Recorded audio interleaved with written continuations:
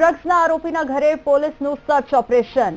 દાણી લીમડા વિસ્તારમાં પોલીસનું સર્ચ ઓપરેશન હાથ ધરવામાં આવ્યું છે। અમદાવાદ પોલીસે આ સર્ચ ઓપરેશન પાર પાડ્યું છે। દાણી લીમડા વિસ્તારમાં પોલીસે સર્ચ ઓપરેશન હાથ ધર્યું છે। ઘરમાં છુપાવેલા ડ્રગ્સની પોલીસે તપાસ કરી છે। વધુ વિગતો સાથે સંવાદદાતા અનિતા આપણી સાથે લાઈવ જોડાઈ ગયા છે। અનિતા, અમદાવાદ પોલીસે ડ્રગ્સના આરોપીના ઘરે સર્ચ ઓપરેશન હાથ ધર્યું છે। દાણી લીમડા વિસ્તારમાં પોલીસે સર્ચ ઓપરેશન હાથ ધર્યું। શું વિગતો પ્રાપ્ત થઈ ત્યાંથી?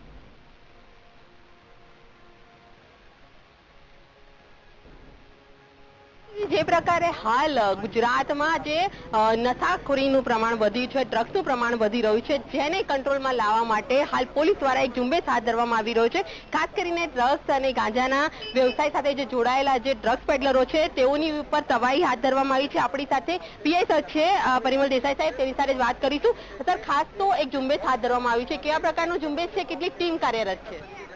હાલમાં પોલીસ કમિશનર શ્રી અમદાવાદ શહેર અધિક પોલીસ કમિશનર સેક્ટર 2 સાહેબના સૂચનાથી ઝોન 6 ભગીરથ ગઢવી સાહેબના સીધા માર્ગદર્શન હેઠળ ઝોન 6ના 7 પોલીસોની અલગ અલગ ટીમોની રચના કરવામાં આવી છે અને આ ટીમો દ્વારા ઝોન 6ના તમામ પોલીસ વિસ્તારમાં એનડીપીએસમાં અગાઉ પકડાયેલા તમામ આરોપીઓને ચેક કરવાની ઝુંબેશ હાથ ધરવામાં આવી છે। આ દરમિયાન વિશેષ તાલીમ પામેલા ડોગ કે જે ટ્રેકર છે, મુદ્દામાલને ટ્રેક કરે છે, તેમની પણ મદદ લેવામાં આવી છે અને વિસ્તાર અમદાવાદ શહેરમાંથી એનડીપીએસ લગત પ્રવૃત્તિ નેસ્ત નાબૂદ થાય તે માટે પોલીસ સતત પ્રયત્નશીલ છે।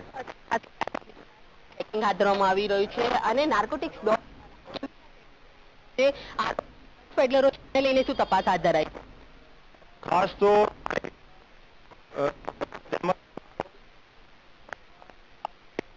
ચાલી રહી છે અને ડોગ ટ્રેકરના ઉપયોગથી ડોગ વિશેષ તાલીમ પામેલા છે અને તેઓ મુદ્દામાલ જો હોય તો એ ટ્રેક કરી શકે છે। કેટલા આરોપીઓના ત્યાં સર્ચ કરવામાં આવ્યું છે? કેટલા દિવસથી અભિયાન ચાલશે? ટોટલ છે અને જ્યાં તમામ આરોપીઓ ચેક ના થઈ શકે ત્યાં સુધી આ કાર્યવાહી ચાલુ રહેશે।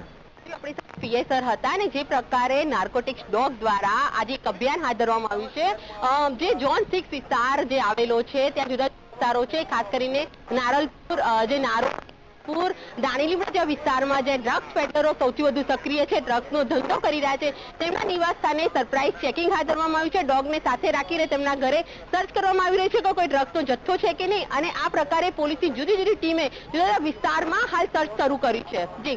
જી અનિતા, આભાર સમગ્ર માહિતી બદલ।